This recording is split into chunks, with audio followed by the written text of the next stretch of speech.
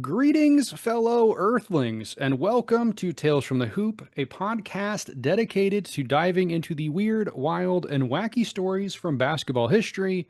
I am your host, Ricky Freck, and today I'm telling a story about a man who held the city of Boston in a vice grip of fear to my brother. Lazy Dave. So, first of all, I guess we should get out of the way. Uh, Fuck the Knicks. They suck. They don't deserve a title. They're never coming back. Hey, They're the worst team. Actually, I was kind of glad in some ways. Several reasons I okay, was glad. One, okay, I think I was glad that Wimby didn't win it so soon because then it would make LeBron look worse. And as a okay, as a LeBron sexual through the right, transitive property, I needed Wimby to at least suffer a little bit. And two, it furthers my theory that De'Aaron Fox is not a winning player and you should never have him on okay. your playoff team. And three, it makes Thibodeau look bad, and I'm always there for that. As much as I don't like Oh, Mike really? Brown, I like Thibodeau worse. I dislike Thibodeau more. So glad to see him get his comeuppance. The only Thibodeau thought that I had was that I think it's kind of proven like maybe he can't be like maybe pushing people to the limit is not the way to win an 82 game season slash Yeah. 16 game finals. But like a team like the Spurs who needs to take a leap Hmm. and honestly Wimby needs to learn how to play more. Like, is Thibodeau not perfect to like grind it Mm. out and to I mean, help? I think he's good at taking a team from you know, collection of parts to like a winning structure. yeah, maybe. So I feel like they should hire Tibbs for like a 1 or 2 year contract, maybe like a 1 year team option on the second, and then they bring in the once they've got the roster fixed around Fox with no Fox, Oh, he's so bad, dude. Did then you you see? go with the new coach. I think I saw a thing after the last finals game, which now is old news, of course, because we've it's been is that what happened what a week ago, 2 weeks ago. Well, Yeah, even when we're recording this, yeah. but I saw something that was like the players who are getting paid more in 2030 than De'Aaron Fox. It was like two Oh my guys gosh. because they have him locked up for. It was like Cat and somebody else Oof. because he's locked up forever. It's Brutal. rough out there. If you're, I mean, it's not rough because you have Wimby and Castle and Harper who are all Yeah. really good, but having to deal with De'Aaron Fox, and it wasn't all on him, right? Their coach sucked. Wimby like disappeared in the second half of a couple of those games. Yeah. I think they're very good. I think they're definitely going to be back. I think they benefited a lot from the Thunder not having two of their best four players. Yes. Yeah. I think I think everyone weirdly benefited a lot from that. weirdly I think it was a little bit of a triangle where like I'm pretty confident the Thunder beat the Knicks.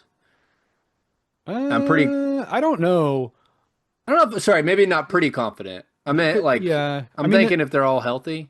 the Knicks have just as many solid wing defenders as the Spurs, and so I feel like that was the problem was there wasn't a secondary ball handler, and like because there's no secondary ball handler, that makes Chet like almost nothing on offense. Like it's just like it's such a it was such a rolling rock that was picking up a ton of moss, and they couldn't get out Yeah. of the way. But But maybe the I'm wrong. Thunder are like designed to stop that. Like they're so good at shutting down other teams' runs. Sure, but I'm saying they couldn't do it against a team. I guess I mean they don't have Wimby, so that's part. I don't know, maybe it would be fine, but I don't know. I just think that like the Knicks were going to present similar problems Hmm. as the Spurs to a team that doesn't have a guy that can handle the ball besides their star. Yeah, as I was watching the runs that the Knicks were going on, and specifically Brunson, I was like, the Thunder could have done a much better job at stopping Yeah, this. well, and that's a good point. Yeah, But I do feel like it was kind of like water, fire, grass, where like the Spurs are going to beat the Thunder most of the times. The Thunder are going to beat the Knicks most of the times, and the Knicks are going to beat the Spurs. Like it's just a matchup thing. yeah, I could see that. I don't. I mean, it's true, but also I don't know. I think, and it's just like last year, right? Probably if the Celtics were healthy, maybe not because they were losing against the Knicks toward the end of that series last year, so maybe they Yeah, wouldn't have gone on to win. But it does seem like we are in the era of like, can your team stay healthy? That's pretty much all that yeah, matters, right? Like yeah. whoever's the healthiest at the end of the season, because the Knicks weren't missing anybody if memory serves. Like I don't think anybody was really out Yeah. in the finals. Yeah. But yeah, that's last year. Let's instead go back even further to start this Uh-oh. episode. Now, Uh-oh. here's the thing. Before we start, I got to give a couple content warnings. This one's Mm. going to talk about a little bit of murder, a little bit of Okay. Can handle murder. sexual assault. We don't love that. And that's pretty much it, I think. Okay. Okay, so here we go. Pretty much. On June 14th, 1962, a Mm. 55-year-old woman named Anna Elza Selzers was found in her Boston residence, strangled to death. That incident kicked off one of the most terrible murder sprees the city has ever seen. Oh my In total, gosh. Okay. in total, 13 women between the ages of 19 and 85 were found Okay. murdered in their home. Okay. Most of them were found sexually assaulted and then strangled to death. Okay. Why? How is this? How do you do this where this turns out to be a sports story? It didn't make any sense. Just wait for this one. It's going to be Yeah. it's a wild. Sheesh. This is going to be a wild run. Okay. Almost all of the details about the murders were shared in the Boston media, which quickly took to calling the killer the Boston Strangler. Oh yeah. I've heard the name before. You've heard the Boston Strangler name? So, what do you know about this event of this case? I guess we'll I'll call it. be so honest. And I'm so sorry to any people affected by the Boston Strangler. I thought it was like from a movie. Like I've heard people reference the Ah, Boston Strangler, and I thought it was a Hollywood thing. okay. Did not I think that that was a real person. I'm And glad so you I'm said. sorry to the victim. I'm very glad you said that because that will come into play Okay. during the story. There you go. Okay, so it should be noted that police at the time did not believe that a single person committed the crimes. In fact, most of the evidence from the at least the early days pointed towards the media's portrayal of events causing several copycat killers to pop up. So essentially what's happening Okay. is instead of like withholding details about the murders, the media was just posting it all. Everything was getting Mm, posted. And so what the police were assuming was happening was someone was seeing that and then wanted to kill somebody or commit a heinous act. And they went and did it. And then we're like, oh, this will just get blamed on the Boston Strangler. I'll never get caught, yeah. Sheesh. which is Okay. which is why the media shouldn't share stuff like that because then that kind of stuff happens. Yeah. You would think. But this was the 60s. It was a little different back then. And on October 27th, 1964, the idea that there was multiple killers sort of went out the window. Okay. And that's because on that day, a young man entered a woman's apartment claiming to be a detective. He was like, "Hey, I got to come check your residence out. Mm, Let okay. me in. Let me in. I'm a detective." Yeah. Always helpful. And I don't know. Okay. I don't know exactly what kind of like papers he had to prove he was a detective, but he did get into her home and he tied her to her bed and assaulted her. And I don't have a lot of details on that. Don't really want to talk about the details about that, even if I Yeah. did. But before anything else could happen, he kind of like got scared and Okay. he muttered, "I'm sorry," and then quickly left. Okay. So the woman did not get killed, but she was assaulted. So obviously that's really bad for her. But the woman then called the police, and her description eventually led to an officer arresting a man named Albert DeSalvio. Okay. DeSalvo, sorry, I'm laughing because the next part is what this guy does is weird. DeSalvo had previously been arrested for posing as a model talent scout. Okay. Totally. So what he would do is he would find a pretty lady and he would go up to their home and he would say, "Hey, I work for such and such modeling agency. I Mm, think you have a future in the business. Can I take your measurements?" okay. Yeah. Is this What? something you do? What are you acting like this isn't a big deal? I just no, sorry. I I just keep waiting for the shoe to drop. Like I know that it's but this just the going up to I just can't imagine it. I know we live in a different time where it's like stranger danger, you know. Yeah. This is why because things like this would happen. Yeah, yeah. But I'm just like I won't open the doorbell Hmm. for anyone. I have Oh, to like look at it and know who you are before and I'm, you know, like probably not going to get assaulted if you look at my face. yeah. And so it's just so Are you calling yourself fascinating ugly? that What someone's does like, that "Oh mean? yeah, oh yeah, that was a Okay. a, a self-own, if Sorry. you will." I didn't know why you were saying that. I was like, because you're white, because you have a beard, because you're Oh, ugly.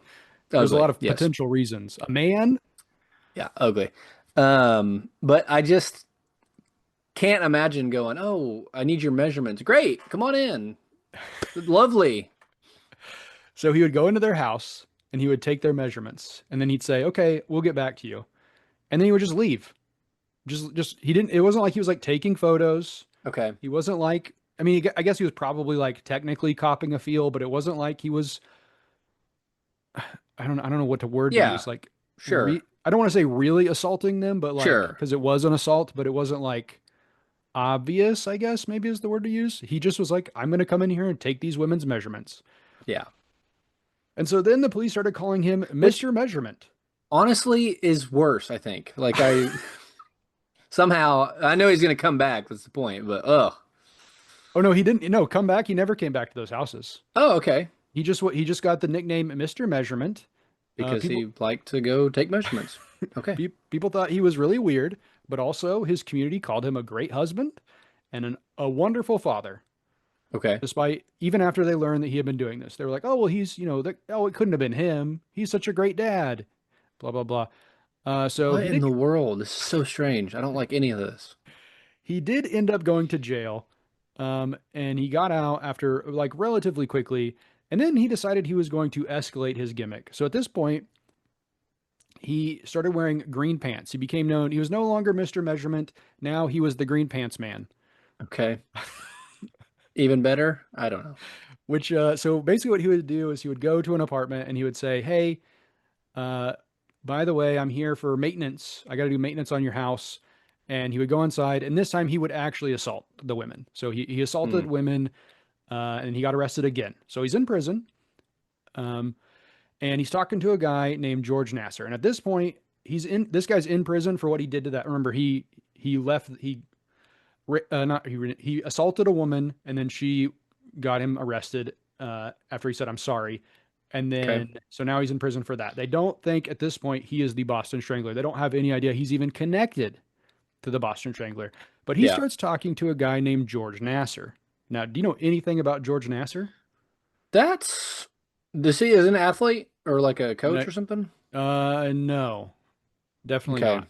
Mm, I think beyond the age of 15, he was out of prison for 4 years of his life, and he lived till he was 87. So not much of time to be an athlete. I think that's a different Nasser, but was he Frank the Nasser, I think, is who you're thinking of. I think that's a guy. was there also a Michigan State Oh, pedophile? ooh, maybe. I don't know. I'd have to look that up. Nasser. Okay, sorry. No, I don't know. I would be surprised if you know this guy, and honestly, I'd be surprised Okay. if you knew the other guy we're going to talk about soon, even though he is like relatively famous in certain circles, which you'll understand why very soon. So he's talking to George, and this guy George, he had been put in prison in 1948. So at that point, what had happened basically is him and a group of friends when they were like 15 or 16 were like going around town trying to steal money from people. And then at Okay. one point, they got up to a guy, and George, who had the gun, told the guy, "Hey, can you make us some Cokes?" And the guy pulled out a can of Coke, and then he was like, "Oh, it's, drop the Cokes, get the money. It's not, this is a stick up." And the guy threw the bottle of Coke at George's head, and then George shot him 4 times and murdered him. So he went to jail for that. He was supposed to get life in jail, but he was paroled in 1961, and pretty much all of Massachusetts was like, "Don't parole him. Don't let him Hmm. out of jail." Yeah, who shoots over Coke?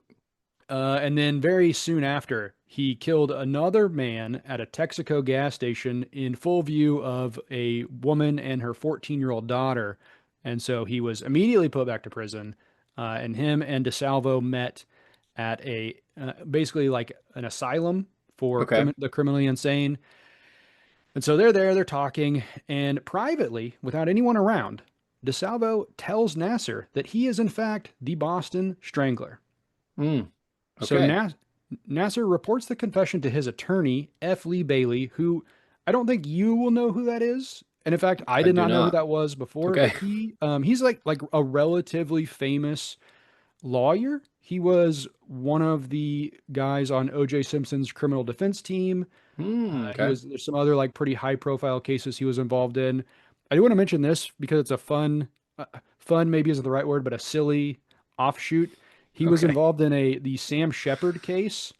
So basically, this guy who was an osteopath, it's like I don't know what exact kind of doctor that is, but he's a doctor, was convicted of killing his wife, but the Supreme Court overturned that decision and called it because they said the trial was a carnival, like a circus like atmosphere. So it wasn't a Yeah. fair trial. And then at the, sorry, it's so stupid. Then at their next trial, him and another person who had testified in the first trial weren't allowed to speak. And the jury eventually acquitted him. So he got off. And then after that, he decided to become a pro wrestler Okay. Yeah. Great. when he was 46 years old. He wrestled 40 matches. Can you guess what he used as his name, his wrestling name? Sam Shepard, Yeah. the guy wrongfully accused. Nope. Nope. He super killed that lady Wait, I thought you said the Supreme Court overturned it and because, he but was not acquitted. because not because he didn't do it. They overturned it because of like how crazy the case was, that it wasn't a fair trial. Okay, but then I how think did he get I off think I the think it's second time? because they didn't let people testify who testified the first time for some reason. Okay. And Okay. maybe I shouldn't say he super did it, but I think he probably did it from what little I know and also what I'm about to tell you. He didn't use the Boston Strangler, did he? He did not. No. Okay. But it's No, I it's don't know. it's very on the nose. He called himself Killer Sam Shepard. Great. Thanks, Sham That's Shepard. his wrestling name. But he did God. use his knowledge of anatomy as a doctor to develop the mandibular nerve pinch hold, which we better know today because mankind made it famous as the mandible claw. Oh, interesting. Okay. So, yes, that is correct, everyone. Mankind's finisher comes from a convicted murderer. Oh At one point, God. convicted. Yeah. Sheesh. Anyways, back to Nasser and Bailey. So basically, Yeah. what happened? What sort of happened? And I'm going very quickly through this, and you'll see why in a second. So what happened in some ways is people. This is what people think. So okay, so Bailey's in prison, and Okay. or Nasser's in prison. Excuse me. Bailey's the attorney. DeSalvo's in prison with Nasser. Yeah. DeSalvo is a guy who like really, really wants to be famous. Like he just wants to be remembered. He gets it with this Nasser guy who gets him with the Bailey guy, and basically they're like, hey, you could be the Boston Strangler, and we Yeah. could sell your rights to the story and make a bunch of money and give it to your family. Okay. So he And you're admits to it, but not like necessarily because he. I thought you were going to say he was the Boston Strangler, but well, well, hold your okay. thoughts. Okay. Okay. Hold your thoughts. I mean, you could still speak. I'm just saying, like, Yeah. Yeah. I'm not giving you the whole story just yet. Uh, So basically, there's like a lot of competing theories, right? Like there's a Yeah. theory that Okay. maybe he just did it for money to give his family. Yeah. There's a theory he wanted to be famous. There's a theory even that Bailey was basically like, hey, if you go down for the assault, you'll go to prison. If you go down for being a criminally insane murderer, you'll get like a relatively cushy stay in a hospital, not in a prison. Hmm. And you're going to be in jail for life anyways. So you might Right. as well as just say yes to these. So again, we don't know exactly, but DeSalvio, what we do know is that DeSalvio had a photographic memory. And so when he went in front of the police and said, yeah, I did this, he could recall like almost every detail of almost every crime. However, don't forget, the media also published every detail of Yeah. every He could single have crime. read it. So yes, so if you could Yeah. read it and recall that, and they tested him, he was like, there was a test they did where he went into a room, saw some people and some stuff in there, and then 2 days later, everything was jumbled up, and he could recreate it perfectly. So like he Okay. he So has a yeah. really good memory. There's also at the time no physical evidence that the measuring man was the culprit. Okay. And they brought in a few witnesses and said, hey, does this guy look like the guy you saw? They all said, no, DeSalvio doesn't look anything like the guy we saw. However, a few of them did say that Nasser looked familiar. Okay. Oh God. Still, DeSalvio was convicted and sentenced to life in prison in 1967. They just wanted a guy to put it on, and they put it on him because he said he did it, right? So, Yeah. I mean, 6 years later, he That's told kind of hard. Like if you're the if you a detective and you've been working on this case for years, and then someone in like the next county over is like, I did it, and you're like, no, I'm pretty sure he didn't do it. Like, and the judge is Well, just like, we got him. he said Leave it it, yeah. alone. And I mean, like, you got to think. I mean, I think this is bad police work, right? In this sense, but it's so much easier than like doing the actual work. And just be like, Oh oh yeah, this guy yeah, says he did it. We'll just say, okay, yeah, you did it. yeah. The That's wrong detective would be like, great, a lot less never have to think paperwork. about that Yeah, again. for sure. Community safe. So 6 years later, he told a psychiatrist that he had more information about the case, and he said, "Bring a Ooh. reporter." Uh-oh. Yeah, there it is. That night, he was stabbed to death, and his murder has never been solved. Wow. Look at that. That's fun. I mean, sorry, fun's an operative word, but that's very interesting. Meanwhile, that same year, 1973, Andrew Toney was in the middle of his high school basketball career in Birmingham, Alabama. Okay. Now, astute listeners are going to know what has just happened here. Dave won't know for a minute, but you will. And this is our little secret for a second, okay? I'm a very dumb listener. He was a star player, averaging 31 points a night as a junior and 37 as a senior. But his parents constantly preached academics over athletics. Still, Boo. he was a killer on the court, once putting up 62 points in a regional tournament. You see what I did there? No. Called him a killer on the court. Get it? Ah, okay, okay. My bad for making you explain it. However, in some ways, the 6'3" star guard wasn't even the most newsworthy part of his high school team. Hmm. Any guesses what the more newsworthy part is? Um, You won't be able to N- get it, but NBA player. well, we're not. I mean, no, there is an NBA player on his team, but it's him. So, Okay. I so was gonna go. say if he had like a teammate that was a future All-Star or something. During his senior season, Tony often starred in the backcourt alongside Sandra Murray. Did you What? notice anything about that name?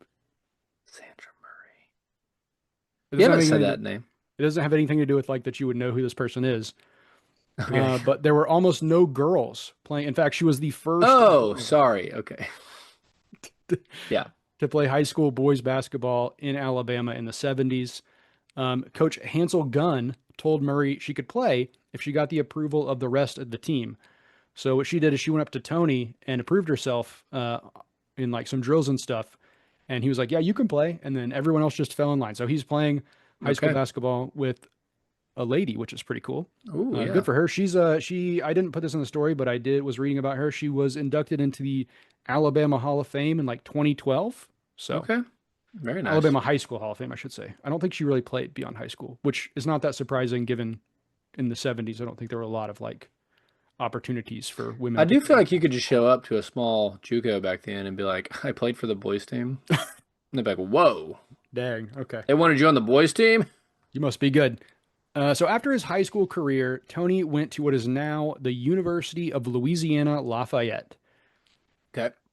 As his parents taught him, Tony took his education seriously, graduating in 3.5 years. Ooh, okay. His coaches routinely noted that Tony had elite discipline. If he set his mind to something, it was happening. Okay. As a freshman, he put up 21 points a night. Yeah. His numbers ticked up almost every year, peaking at 26 a night during his senior season. He was a four-time All Southland player and won two Southland Player of the Year awards. Yeah. He was Baller. playing, yeah, he was playing in a lesser conference than some of the big boys, but don't get it twisted, he could hoop. He scored 46 points in a game three times during his college career. One of Damn. those times was against Auburn in the Bayou Classic Championship. Nice. He's Very playing real nice. basketball. Yeah, 46 points in a college game. Yeah. Hey. I believe when he left college, I don't think I put this in there. When he left school, he was 13th all time in scoring. He's since dropped pretty far down there, but back then he was he's definitely one of the good guys. Okay. He thrived under pressure. In his own words, Tony said, "quote I like pressure situations. They build up my blood," which I don't exactly know what that means. I feel like Build it's a up my weird way to blood. phrase it, but they build Yeah. up his blood. It's the 70s. This is the 70s. Actually, well, yeah, I guess so. The Philadelphia 76ers saw his determination and dominant scoring, which led to them picking him 8th overall in the 1980 draft. And Tony couldn't have landed in a better situation in terms of his team vet, as future Hall of Famer Julius Erving quickly took him under his Yeah. wing. Tony put up 13 points and 4 assists during his rookie season to finish in 7th in Rookie of the Year voting. Though even him getting into the starting lineup was a bit lucky, because Tony only earned that spot after Lionel Hollins got into a fight with Tree Rollins. Hollins and Rollins breakdown. Everyone knows that one. Hollins and Rollins. And like I put this in here, I'm not exactly a macho man, but if I was a 6'3 guard, which I'm only an inch shorter than that, I'm not going to go swinging on a 7'1", 235-pound center, especially when the guy's name is fucking Tree. Yeah, Tree Rollins. It's like one of the last people you want to mess So with. big, so big. So, as you'd expect, with the little guy going up against the big dude, L Train was injured, and that was why Tony got into the starting lineup during his rookie Hmm. year. So, the Sixers worked their way through the playoffs, meeting who else? The Boston Celtics in the Eastern Conference Finals. Tony had already proven he had the juice against Boston, dropping 35 against them in a late Damn. season matchup.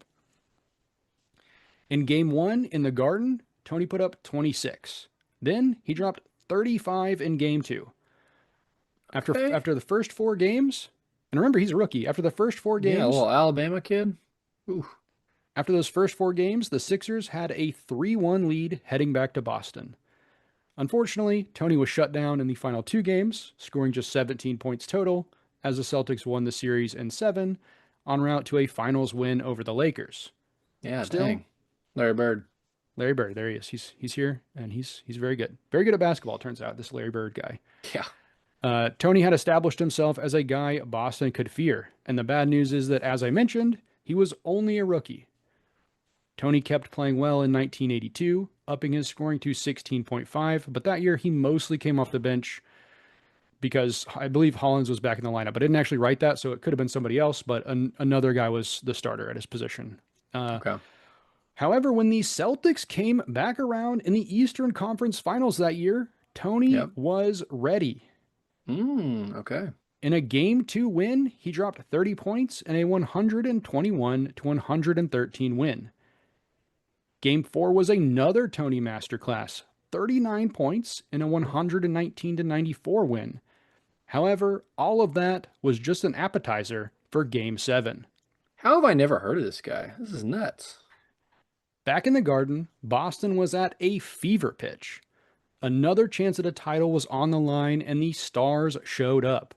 Bird had 20 points, 11 boards, 9 assists, 2 steals, and 2 blocks. Like you said, Larry Bird, kind of good at basketball. Yeah.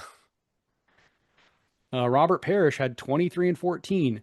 Kevin McHale came off the bench to pour in 20 points. But unfortunately for them, Easy win, it Andrew, feels like. what? Dang. I said it feels like an easy win for the Celtics. Yeah, unfortunately for them, Andrew Toney was in the building. The guard played 43 minutes and put up 34 points as the Sixers raced out to a 120 to 106 Game 7 win. Oh my So gosh. Wow. basically completely let down by every other player on the team Yeah. besides those 3. The domination was so complete and respectable, at real ethical basketball, not like what people think of nowadays. The Right. Boston fans started to chant "Beat LA" as the game wound down, hoping Philly could take down these Celtics hated rivals. So they liked them so much, despite getting beaten, that they were like, Yeah, hey, dang. please go beat these guys. Now, unfortunately, that didn't happen, but Tony established himself as the Garden's Grim Reaper. 20 years earlier, the real Boston Strangler had terrorized the city, but in 1982, Andrew Toney became the NBA's Boston Strangler, earning his iconic nickname for his total domination of the Boston Celtics and their fans. Gotcha. Okay. Tony was an all star in 1983 and 1984, averaging 20 points a night and helping Philly get revenge on the Lakers with a 1983 title. In his heyday, Tony was almost impossible to guard, with Sixers teammates routinely yelling "torture chamber" when an opposing guard tried to lock him up. In 2010, Pat Williams, the VP of basketball operations for the Orlando Magic, told the media that Danny Ainge, one of Boston's guards during Tony's peak, said that Tony was the player he was worried about the most during the playoffs, saying, quote, "Not Magic or Dr. Dre, it's Andrew Toney that keeps me awake at night." Dang. Oh my gosh. Charles Barkley, who joined Philly in 1985, said Tony was the best player he's ever played with.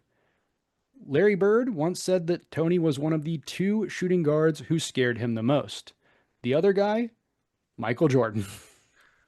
Dude, this I can't believe I never heard this guy's name. Sidney Moncrief, who won the first two Defensive Player of the Year awards the league ever gave out, said, quote, "Tony was unguardable. He could do everything. I studied him, and it's nothing you could do to stop him from scoring beyond double teaming him and getting the ball out of his hands." Moncrief also said always that he, quote, "always put Tony right up there with Michael Jordan." Pat Riley once Pretty said, nuts. Pat Riley once said, quote, "Tony is probably the toughest clutch shooter in the league. He is just impervious to pressure." So, you might be wondering, if Andrew Toney was so good, why have you never heard of him? Unfortunately, Tony's career was cut short by a series of foot injuries.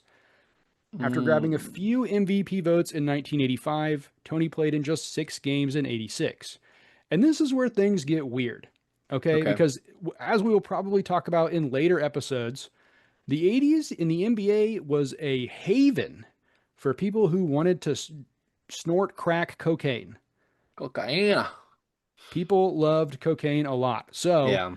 the Yeah. Sixers didn't believe he was hurt. His own team was like, "No, we don't think you're really hurt. We think that you Oh, are smoking too much cocaine and you are not coming to the games because of that."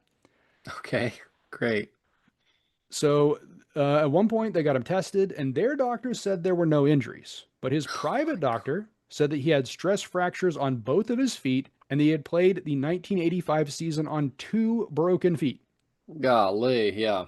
The disparity between what he believed and what the team believed got so bad that at one point the the Sixers had NBA employees camp outside of his house so they could randomly drug test Oh him. my gosh, dude. So they just were like, "Hey, we don't believe this guy at all. We think this is a Michael Ray Richardson thing." And you were just like going through all the cocaine that exists in Philly and are not actually injured. But as far as Dude. anyone can tell, the That's injuries were real. He was yeah, really that's nuts. struggling. Also, could you imagine having your like first or second best player and just being like, let's sabotage his career Yeah, somehow? for real. So Tony played in 52 games in 1987 and 29 games in 88. He Dang. retired after that season due to all of the physical problems he was experiencing with his feet. Tony's son Channing played at UAB and in Poland, and the former All Star became an elementary teacher in Atlanta for several years. And just to put a bow on it, as far as Albert DeSalvio goes, the supposed actual Boston Strangler was ultimately connected to one murder via a 2013 DNA test. So here's essentially what happened. I'm going to do a short version. I'm going to actually recommend something at the end you should listen to if you want the full Okay. version of the real Boston Strangler instead of this joke episode where we get to talk about Andrew Toney.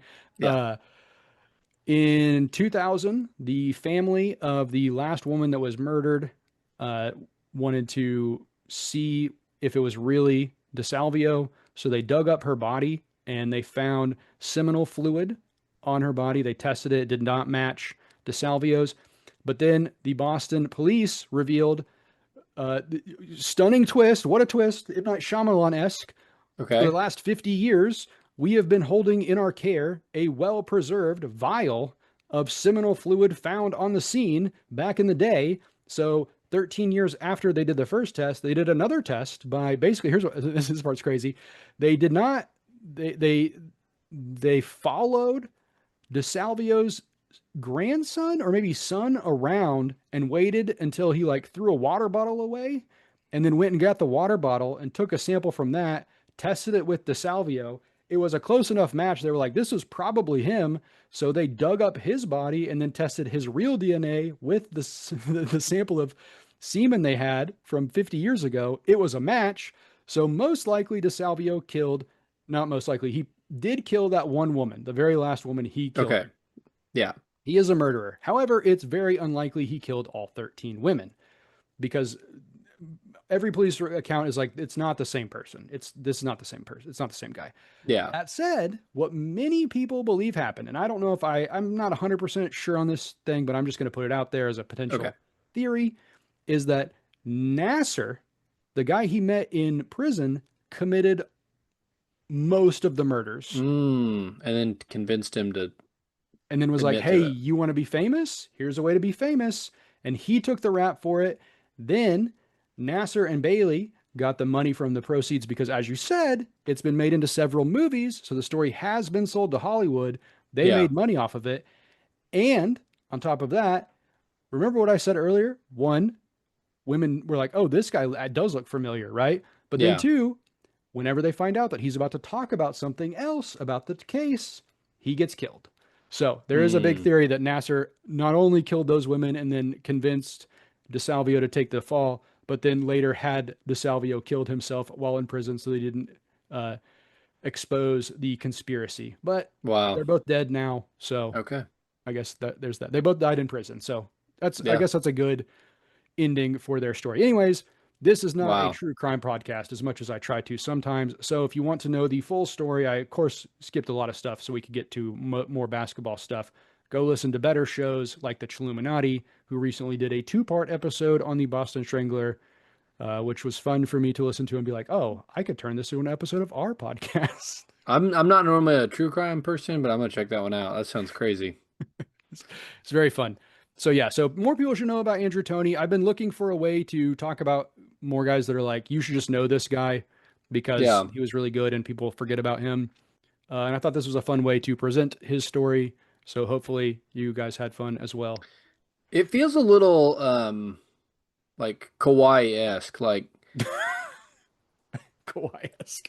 I mean, Kawhi is a whole different set of problems, Yeah. but like he's played, I don't know, but he's been in the league 10 plus seasons, I Yeah. don't 11, 12, whatever it is. Right. He's probably actually played a full four or five, Yeah. It's true. and of those he's won two titles Yeah. and legitimately looks like the best player in the league like during those playoff runs that he's won. Hmm. But it's just like and what I know it's not always health, but like he just doesn't play, and Hmm. so I like in 50 years, are people going to know who Kawhi Leonard is? You know? That's a great question. I think they will. I think Andrew Toney didn't quite have a long enough career for people to Yeah, remember him. yeah. I think he's definitely. I mean, I think Kawhi has probably played long enough, but also, I mean, that's a good point, right? Like, there's plenty of guys that were really good at one point, and we don't even talk about anymore.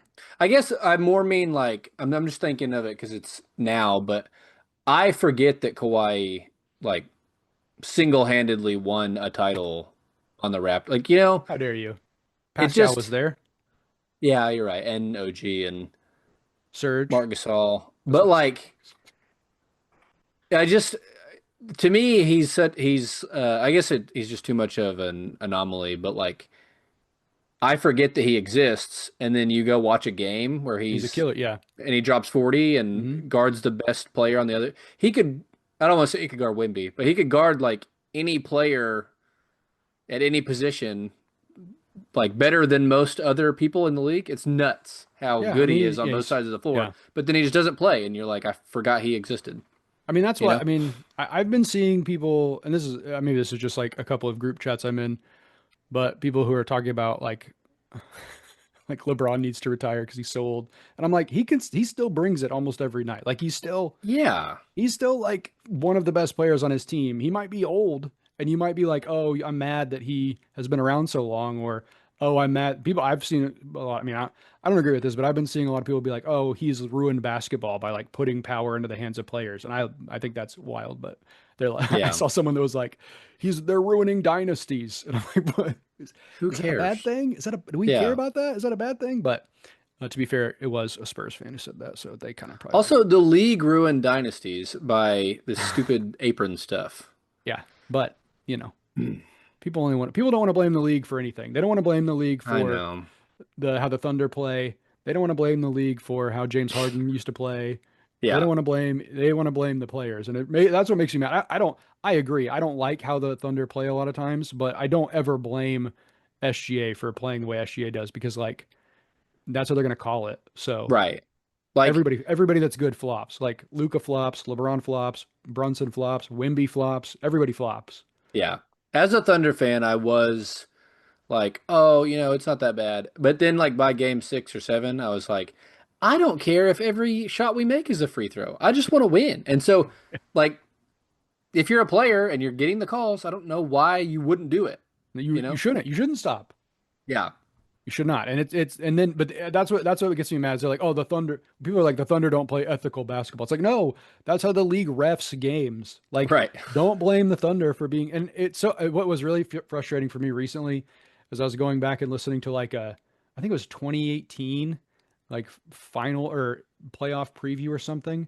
And a Mm, person who nowadays is like one of a podcaster I listen to that talks all the time about how much he hates the Thunder and how they're like basketball terrorists is mm, like, you can't blame James Harden for doing what he does. The league, that's how the league officiates. I'm like, what changed? yeah. This is the exact same thing you should be saying then as you are now. And sometimes he's like, I mean, to be fair, he's one of those people that's like, SGA doesn't need to flop. He's one of the best players in the NBA if he just played normally. But it's like, well, yeah, but you want to win, so you're going to take the easiest route to winning. I don't get Yeah. it. It doesn't make sense to me, but It's I guess writing the I'm a narrative, basketball and fan. it's just easy to like go with what people are saying at the time. I Yeah, mean, and I mean, I am guilty of it, right? Like, I didn't watch basketball for like 2 years because I hated how the Warriors played, and everyone mm, else like, oh, it's the most beautiful version of basketball. I'm like, no, it is not the most beautiful version of basketball because Draymond Green is just holding people in place so Steph Curry can get open for wide open threes. It's not fun to watch. I he didn't was like doing it. that. Yeah. Now other people disagree with me, but I was like, I'm done with this. This is not the product I want to see. So I stopped watching. And then when it Yeah. came back around, now I watch it again. But people now are just like, no, I'm forced. The NBA is holding me at gunpoint to watch the Thunder, who I hate to watch. It makes me so like, just stop watching. It's not that hard. Yeah. I do Sorry. remember your Papa Shot days. Oh, I hated it. I hate how they played, and I still hate it. It's not, and it's just because like I can't shoot, right? Like that's what was really happening is like I am Yeah. terrible at shooting, so I like to watch like people play defense and the score would be like 82 to 76. Like I wanted to get back to the days of the Pistons Yeah. winning the NBA. But What are you gonna do when LeBron goes to Golden State? I mean I'll root for the Golden State Warriors. All I'll right, there you go. I'll grab that jersey, you know what I mean? There you I've rooted for go. the Warriors before and in certain instances of them. Will Draymond still be there? Actually, I don't if Draymond's still there, I probably can't root for them. I think he'll still be there. Yeah. Well, then I can't root for them. I'm sorry. Hmm. Gonna be a tough I decision. can't. I think that if he makes it on if he gets like a prominent role on a broadcast, I don't know if I'll be able to watch basketball again. Hmm. I might be like if he becomes our generation's Charles Barkley, Yeah. it might be over for me. I don't think it's gonna I hate happen, him but so much. And I don't use the word hate very often. It's like him and like Brett Favre, who is a horrible human being as far as mm, sports people go. Obviously, there are real people I hate, but yeah. as far as sports people go, it's like Draymond and Brett Favre. That's it. That's the only people I use the hate word for. Yeah. I don't think he's gonna. I mean, I'm not saying he won't be in media, but I don't think he'll be on that show specifically. I It's hope not not. working every time they try. So, Well, I mean, this is to take it off of to a different sport, but like everybody hates Alexi Lawless. Nobody likes him commenting on soccer. And all of his opinions are bad. And mm, now he's on a broadcast with Zlatan Ibrahimovic and Thierry Henry, and they're just making fun of him to his face because he's so stupid. And yet he has not been taken off the air. In fact, mm. today the clip was going around where they went back to the studio at halftime, and they were like, and Alexi wasn't there because he was at a different thing, and Zlatan was like, "You're welcome, America," for getting rid of him. Oh, They damn. know everybody hates him, and they still put him on the air. I don't understand it. Yeah. I guess it's Wild. because people like me will engage with it and be like, I was "Yes, gonna we're so say glad he's gone." ratings. Yeah. That's crazy though. But I mean, like when Kendrick Perkins comes on at halftime, I turn the show off. So the ratings are going down by one at least when Kendrick Perkins is there. Yeah. Just gotta pray that they go down everywhere. All right, let's stop talking about modern All right. basketball. That's not what we're here for. We are going to get out of here. Next time we'll be back. I'm working on a potential two-parter that I've been Ooh, wanting to do for a while. The yeah. the issue right now, Dave, and maybe I'll talk to you this offline, but I'll just say it for the Okay. listeners. I have like several things in the works that would all be like 5 or 6 or plus podcasts in a row where Mm, we just like yeah. big topics. We have to do a lot of them. I'm trying to decide if I want to do them like all together, like we did the ABA stuff, or if I want to like spread them apart. So I might ask you what you think about that later, but we definitely Yeah. have some stuff brewing soon that I think is going to be fun. This was a bit of a weird episode, but hopefully you guys had fun with it. Anything else you want to say before we get out of here? I'm good. Go Team USMNT. And don't call them Team USA. That's not what you say. I was literally gonna say go Team USA, but I will not say How that. dare you? Go USMNT and go South Korea. That's who we're rooting for. You heard it Okay. here first. Go Mexico. No, Go Canada. no, they're okay. No, don't I have nothing against Mexico as a country. I have a lot against Mexico as a football team. Go Argentina. Okay, what a bandwagoner. I mean, come on, the man's 40 or whatever. Like And he's moving. that was dope to get a hat trick. He's not like Cristiano who can't move at all. I mean, he's got to be Um, out of here. He needs to be in the. He needs to take Alexi Lawless's spot. Go Ghana. I watched them score in the 95th minute. That was dope. Yeah. Who else have I been liking? I think that's it. Cote d'Ivory. I always root for the Uh, Ivory Coast. RIP Curacao. What do you mean That was RIP? Oh, wait. didn't What? they get they were the ones that there was Oh, like the I'm thinking of Cape Verde. Sorry. no, Curacao was like the smallest country to ever make it, and then they opened with a '06 loss to Germany or It whoever. was 7-1. Thank you. They scored a goal. How dare Oh, my you? bad. Okay. My Yeah. bad. All right. Well, let's get out of here before we expose how little Dave knows about soccer. Ooh, We will yeah. see you next time. Goodbye. Peace. Oh, no, no, no. Whoops.